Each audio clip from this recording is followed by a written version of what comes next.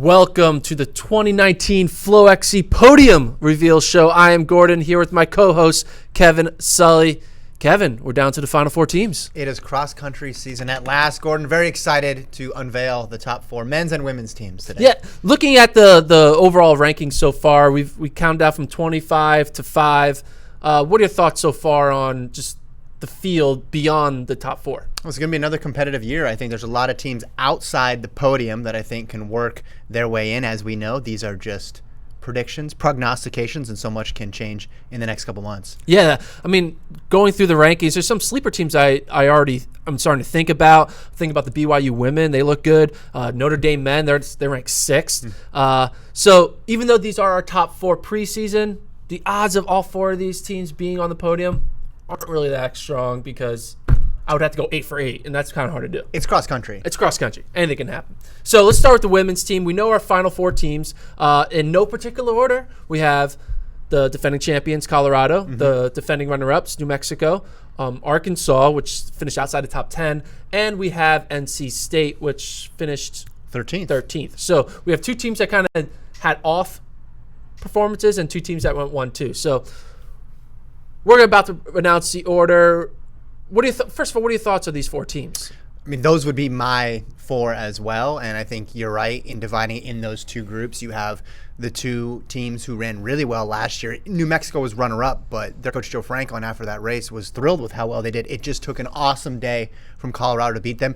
And then you're right, two teams that didn't have their best performance on the big day, Arkansas and NC State. Arkansas particularly loaded with what they bring back in 2019 and going for a indoor-outdoor cross-country triple here. Two different seasons, but the women's team in Fayetteville holds the titles for indoor and outdoor track, trying to extend that in cross-country. So we'll see where we have them in our FloXC preseason rankings. Time to reveal the order of our top four. Starting with number 4, it is the NC State Wolfpack, led by Ellie Hines, daughter of head coach Lori Hines. That's right. Ellie Hines was 16th last year. As you mentioned, NC State came into that meet with higher expectations, didn't live up to them on that day. But when we talked to Coach Lori Hines, she mentioned, hey, a lot of those people that didn't run that well at Nationals in Madison were young. So they expect a big boost from them this year, and they bring in one of the highest recruited runners in the nation. Yeah, Kelsey Scheimel, the second at NXN from Saratoga Springs. I think a lot of these teams that are going to be on a podium are going to have a freshman in their top 5, and NC State has their key freshman in Scheimel. Also, they have some athletes that kind of sometimes you forget about that were good. Maybe they're in their prep days, early collegiate days. You have Ryan Frazier, Nevada Moreno. So they have a lot of depth, and I think 6th-year Ryan Frazier, who knows? Maybe she shows up and is in their top 5 and makes them on the podium. Yeah, and also don't forget Dom Clermont, who was 62nd last year. Beth Tay as well. There's a lot of options here, but it starts up front with Ellie Hines, as I mentioned, 16th last year, redshirted the track season, came back. She said she wasn't fully ready for that. She only wants to run in races and compete in championships when she's going to be a factor. That's the expectation for her, and she's going to try to pull the Wolfpack with her. So that is our number 4 team, the NC State Wolfpack, down to our final 3. And we are putting the defending champions, number 3, the Colorado Buffaloes. They lose a lot to graduation, notably, obviously, Danny Jones, who I think still has eligibility, but no cross eligibility. That's right.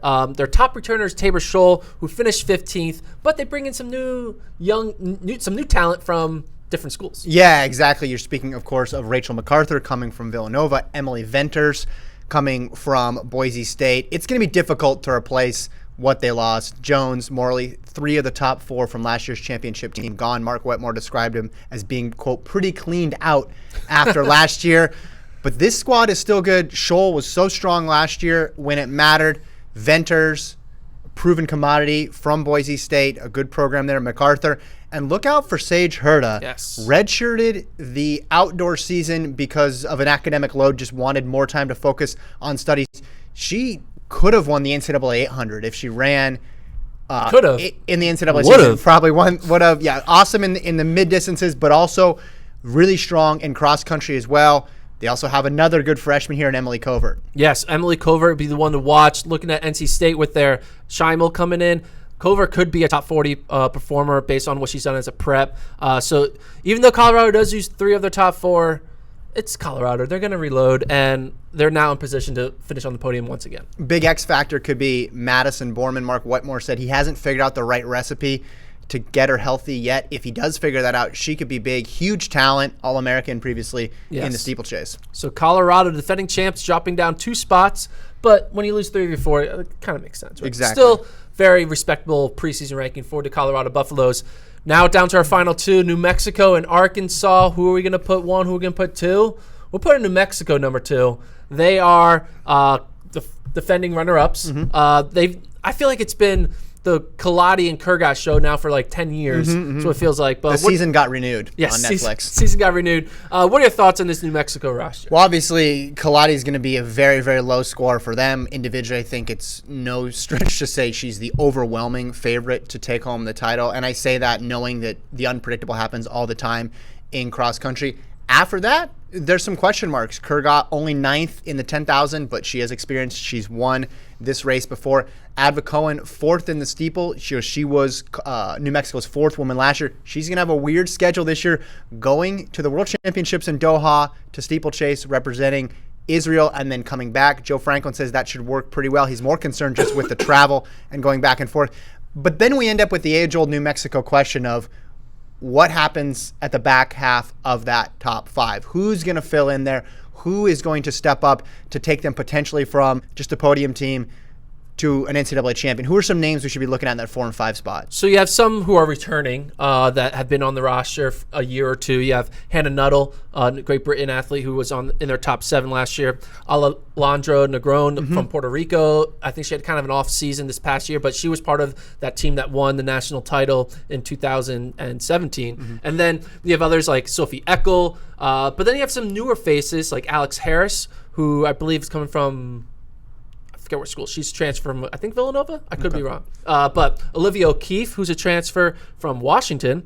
But last but not least, I think the ultimate dark horse for them is going to be the Australian international transfer. She's going to be a freshman, and that is Amelia Mazzy Downey. I might have said her name incorrectly, but she's run a sub-16 5K this past spring or summer. She should be their number 4 runner. And, I mean, if you run 15:58 in a 5K coming in, no other true freshman is going to have that type of track pedigree coming in. And that's a good solution for the 4th and 5th runner there. Not all expect to be better this year. Last year was her first year in the program. Same thing with Cohen, even though she's dealing with a very hectic schedule this fall. It's a good place to be in, though, when you have Wayne Kaladi on your team leading the way. Yeah, good place to be, especially with that top 3. I think it's also great that from 4 to 7, they don't know who that's going to be, and he has like 10 women who could all be somewhere between 4 and 7. A lot of options. So that internal team battle is going to be fun to watch. Yeah. The thing is, though, you need a good number 4 and a number 5. You don't need 5 number 7s. True. That's you need 2 people at some point to step up and run really big if they're going to knock off who we think could be the number 1 team. Yeah, I think the cat is out of the bag. Arkansas women are our preseason number 1 ranked team. They finished 14th last year, but we're ranking them number 1 this year. What are the main reasons for that crazy change in ranking? Well, it's everything that happened after that day in Madison, which was the team got very, very motivated, and they had some very impressive results indoor and outdoor. Taylor Warner, 2nd in the 3,000 indoors to Jessica Hull, 2nd outdoors in the 5,000 to Danny Jones. She's one of the few who could potentially contend with Kaladi. Katrina Robinson, who was their top runner all year, last year, redshirted indoor and outdoor. If she runs, she has the potential to be among the best in the nation. Devin Clark made the NCAA meet in the 5,000 and the steeplechase. Karina Villon and Lauren Gregory, 2 very good mid-distance runners who have made national meets. That 5 right there is the best in the nation right now. Yes, and they also bring in a transfer from Cal Poly, Katie Izzo, who has cross-country experience, and that makes them 60. I mean, there's maybe a chance they might redshirt her because they know their top 5 is so good and they can preserve her for another year. But this team, their top 5 potentially could all finish in the top 25 individually. And that wouldn't be that shocking. I mean, we saw Colorado do the same thing last year on their way to the title. last year, issue a lot was weather. They had someone like Katrina Robinson, who was from down under, going and running in the snow in Madison. I think they'll be more prepared this year. Taylor Warner was still getting back after dealing with a back injury from a car accident. All that seems to be behind him. Mentally, I think they feel like they can do it this year. And as I said, the Arkansas women have never won a cross-country title. And at that school where you have so many men's cross-country titles, so many women's and men's track titles, I think they want to get a trophy in there, complete the set, and also hold all 3 titles at the same time. A little Tiger Woods-esque major sweep. Or like a Serena Slam or Serena whatever Slam, it's called. Yeah. What are your thoughts, though, about being a team that finished 14th and then all of a sudden you're the preseason favorites? Like, how do you mentally approach that? Because if you're like a Colorado, New Mexico, you kind of expect to be maybe ranked number 1 potentially. Right. But Arkansas, I mean, they didn't even finish the top 10. So how do you kind of take we didn't really do that well in Madison. Why are people thinking we're going to win in Terre Haute? Right. And their question is, can they do it on the biggest stage? But everybody has questions, right? If nobody had questions, then we would put that in front of them. Their lineup is solid. And I think that's just it. You have 5 runners there who you could potentially see in the top 25. Until proven otherwise, you got to put them number 1. So our top 4 for the women: Arkansas number 1, number 2 New Mexico, number 3 the defending champs Colorado, and number 4 NC State. Let's now move over to the men's side. We got 4 teams in no particular order. Obviously, the defending champs NIU are in that mix. BYU, who finished runner-up last year. We have Stanford with a new coach and J.J. Clark, and Washington, coached by Andy Powell, who has a young up-and-coming squad. So those are our 4 teams on the men's side. What are your thoughts on you know what? Let's just get right into it. Yeah, I was going to give it away. If you asked me another question, I was just going to say the big question. So let's get number 4 team coming in for the men's side is going to be the Washington Huskies, led by Thibaut Proctor, who's our top returner, finished 27th last year. But they have some new people coming in and 2 impact transfers. Andrew Jordan from Iowa State, who was 15th 2 years ago, 46 last year, and Jack Rowe from San Francisco, who was in the top 90 last year. And then they have a slew of other talent. What else does this Washington Husky team have? Well, they got 2 good freshmen, as you mentioned. Sam Tanner, sub-4 guy from New Zealand. Joe Wascombe, a really strong runner from the state of Washington. They have just a ton of recruits. They almost have an embarrassment of riches. Andy Powell and assistant men's coach Chris Kwiatkowski have done a great job recruiting over there. They also have some pieces from last year that they could put up there. Someone like Alex Slenning, who did really well in the steeplechase. Sam Ritz is a grad transfer for Columbia. The big question, though, with Washington is who they decide to race this year and who they decide to redshirt. They have yet to make that decision. The last time we talked to Coach Powell, he said, I think we can be good in 2019. I think we can be really good the next 2 years. And he wants as many people running in 2020 when those freshmen have a chance to mature, those transfers perhaps have a chance to get seasoned by the program, get into Powell's system. So this could change a little bit. There could be some moving parts here. Yeah, I mean, right now we're going off of a full roster. But, when they talk about potentially redshirting, if you have to look at it, the 2 athletes who will most likely get redshirted would be Andrew Jordan and Jack Rowe for them because they're right now senior eligible right now. So sure. If you take those 2 out of the roster, being in the top 4 might be a little harder, but again, they have so much depth. We even mentioned Talon Hall, who's in there. Stanisvec's in the mix. They just have a plethora. There we go. And it'll be interesting if the story around Washington is, will they go all in 2019, or will they kind of kick the can one more year to kind of go on in 2020? Well, and Powell was very clear. He said, we're not going to sandbag this year. We're not going to throw everybody, put a red shirt on every single person. And part of that is they can hold people back and still be really good.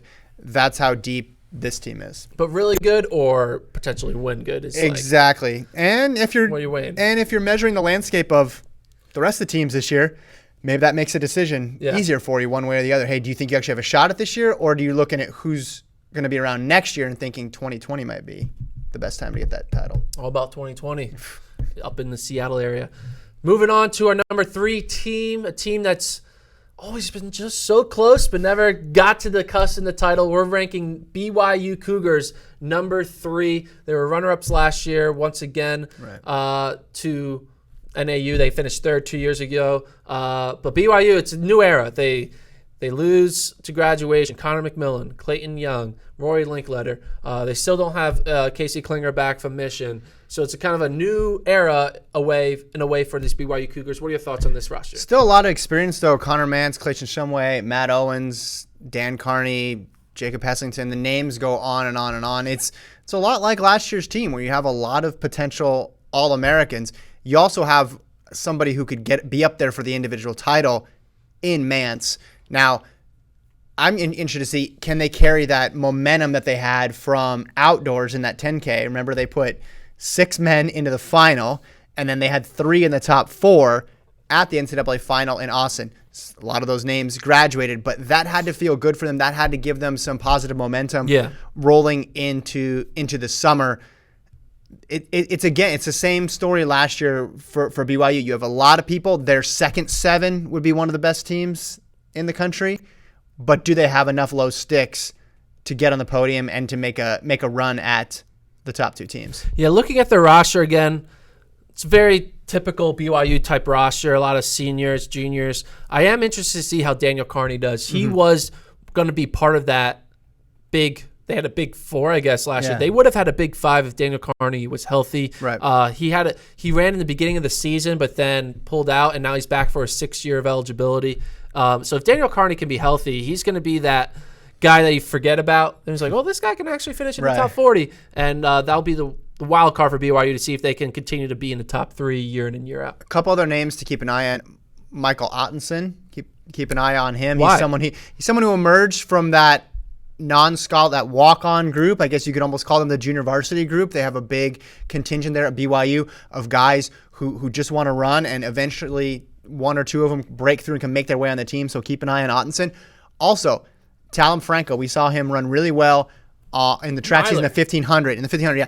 Does he have Oliver Hoare potential? Meaning, can he be a stud in the 1500 and then translate that to the 10,000? That's very hard and that's very rare. Some people do it. Chris O'Hare did it. Centrowitz did it. Yeah, but maybe he could be somebody who could have a really, really great race in Terre Haute and push them over the edge. We always think of BYU more in the 5-10 model, but maybe Franco can give him something new. Time for our final 2. Here we go. Stanford, NAU. A lot of people are afraid of this team that we're ranking number 2. I'm not going to lie. Talking to coaches, they all think this team is the team to beat in a way. Not defending champs. Stanford Cardinal. New coach, J.J. Clark, but they got talent. They are loaded, Gordon. Their 5K average is phenomenal up front in the top 5. I mean, they're like 5th best 5K runner. Runs like 1340 something. Sure. And you have Thomas Ratcliffe coming off a great season, healthy, got 3rd in that 5,000 behind McDonald and Fisher. Stephen Fahey gets the extra year of eligibility, coming off an NCAA title. Alex Osberg, Alec Parsons, not to mention all the freshmen and all the other guys who ran in that 1340 range there as well. Yeah, I mean, think about this. Their top returner is Alex Osberg, who finished in the top 20. Right. And we think that they have 2 guys who could probably beat Alex Osberg in at NCAA. So if your top returners in the top 20 and you have 2 guys who can run up with them, and Stephen Fahey and Thomas Ratcliffe, because they redshirted last season, their 1-2-3 punch is phenomenal. Yeah. I mean, it reminds me of the 1-2-3 punch that Colorado had, and they ended up finishing in the podium, but last season. But they don't just have a 1-2-3. Alex Parsons, Connor Lane, their plethora of freshmen, they all can finish in the 40 to 50 range. Right. And if you have 3 in the top 20 and then you're 4-5 in the 40-50, you're going to win. Right. Well, and the question I think too here is how much impact does the coaching change, the transition have on this entire team, and can you get the right people on the right day running at their best? Because it's not enough just to with the number 1 team coming up. It's not enough just to have people in the 30s and the 40s, right? I think you got to have a couple of those guys in the top 15. And they had the best recruiting class in the nation. They have Liam Anderson, Charles Hicks, Clayton Mendez, and a few others. Ryan Ousting. I said his name wrong. But like, they have so many guys. They're so good. This team, if they put it together, they can be very hard to beat. Even the team we have number 1, NAU, it'll be hard for NAU to beat this team if Stanford is clicking on all cylinders. Yeah, keep in mind that too, one thing to remember here, track personal bests don't always translate to cross country success. And that is very true for NAU at both directions a lot of times. Yeah. NAU is our number one team. Once again, they're on a 3. They're going for a 4-peat. They've won 3 in a row. They've won 18 meets in a row. They haven't lost a meet since end of 2015 at regionals. It's a long time ago. Yeah, so they've every year, 2016, 17, 18, they've won every race. So they've won 6 races each time, so 18 races in a row. And they return, again, they replace Tyler Day and Peter Lamong and Matthew Baxter with very good runners. I mean, let's look at the roster. Obviously, their top returner is Blaze Farrow, who is 26. Jordy Beamish. Grijalva was 23rd, just in front of them. Oh, Grijalva was 23rd. Sorry. Yeah. Grijalva was 23rd. Blaze Farrow was 26. Jordy Beamish was 39th, but Jordy he run 13:30 in the 5K. He's NCAA indoor mile champ. He is going to be a top 20 guy. Mm-hmm. So they have those 3 core guys who are part of this streak, and then they have the new guys and the freshmen. Yeah, and that's where the race is going to be decided, because you have to be very confident in Farrow, Beamish, and Grijalva. They've done it time in and time out. This will be Beamish's 4th title if he does it. He's been there for all of them. He's only won as a team. He's never lost. He doesn't know what that feels like to have a higher number than the other teams. Theo Quacks, Brody Hasty, 2 guys who redshirted last year during the cross-country season, went on to have stellar track seasons. Hasty in particular ran really well at that West Prelim meet to get to the NCAA finals. He got a lot of valuable experience. Comes in, obviously, as a freshman last year with a ton of expectation and hype based on what he did in high school, but put it together very nicely in the spring. My question is, after those 5, is there a drop-off in your estimation? I honestly don't think there is. I think they do have a lot of guys also waiting in the wings who are ready to pop up, and they have an incoming freshman who could be impact in Drew Bosley. So you have Drew Bosley from Wisconsin. He could be part of their top 5, part of top 7. And then you have some other guys who, they haven't really done much to be impact on the cross-country course, but they have slowly developed on the track and have proven that, hey, I'm running 14.0 in the 5K. Eventually, I'm going to pop off a good one. And I think a lot of these guys are going to be running 1350s in 2020 spring. Yeah. But they have Abdi Noor, who is a JUCO transfer, who ran 14.0 in 2019. Jack Shea, who's run 14.06. He's a sophomore. Yeah. Ryan Raff has run 14.10. So they have these guys in the sophomore freshman area. But they have their big 5 in their top 3 and then the 2 redshirt freshmen. But I think a combination of a Drew Bosley, Jack Shea, Abdi Noor. Abdi Noor is going to be the one to watch. Mm-hmm. He might be there he might be the guy who's finishes 3rd for them. And they're what the heck? And then you got another guy? Yeah. Peter Long a couple years ago? I'm curious to see how Beamish does. You mentioned 39th last year. Goes on to become the indoor mile champion at NCAAs. Then sticks his nose in that really competitive 5K at Nationals outdoors, which everybody wanted a piece of. Everybody wanted to jump in that race. Comes away only 10th. I think that is only going to help him for cross country. It may not have been the best strategy to win a title in the spring. I think putting him in the 1500 probably would have been an easier path to the title, just because Fisher and McDonald were so good. But all that experience racing against those 2 guys and the longer distance, does that help him when it comes time for cross country? Probably helps with motivation as well too. Yeah, I mean, he's been in the same. I mean, he's progressed every season in the cross. Last year was his best, highest finish in 39th. But I think this guy's he's gonna be. I can see Beamish being their number 1 stick and finishing in the top 10. Mm-hmm. So, because he's a senior, he's got that strength, he has the speed.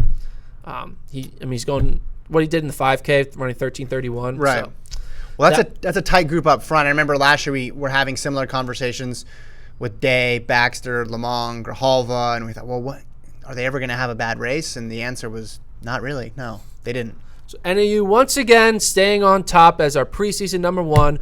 Going 4-4, Pete. What do you think the odds they pull it off? 50-50. Everything in life 50-50. That's a good odds. Well, they'd be the 3rd men's program in history to do it. You mentioned Stanford. If they can put it together, they would be the top contender. I think these other teams have more of an outside chance. I look at Stanford, though, with the best opportunity to beat them. But at a certain point, this becomes routine, and people like Beamish and Farrow and Grijalva, who've been in the program for so long, they know how to deliver on that specific day, which is so much what cross country is about. Yes. It's going to be the experience of NAU versus the talent of Stanford. what's going to win out. Sometimes talent beats out experience. Sometimes experience beats out talent. But NAU also has some talent. Right. I mean, it's not saying. And Stanford has some experience. I mean, Fahey's finished in the top 20. Osberg past 2 seasons. So it's going to be a great NCAA season. Excited. Starting with, we're going to start hot. We're going to be live at the John McNichols Invitational on Saturday, September 21st. And guess what? The number 1 ranked teams are going to be there. The Arkansas women are going to be there. The NAU men are going to be there. Gordon's going to be there. I'm going to be there. It's going to be wild. We also Stanford's going to be there. Really? Yeah.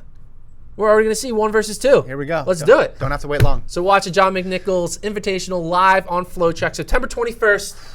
And then we got so much cross country for you going all the way to NCAAs, which will be in Terre Haute in late November. I'm Gordon. This is Kevin. Let's get the season started. Let's go. Let's do it.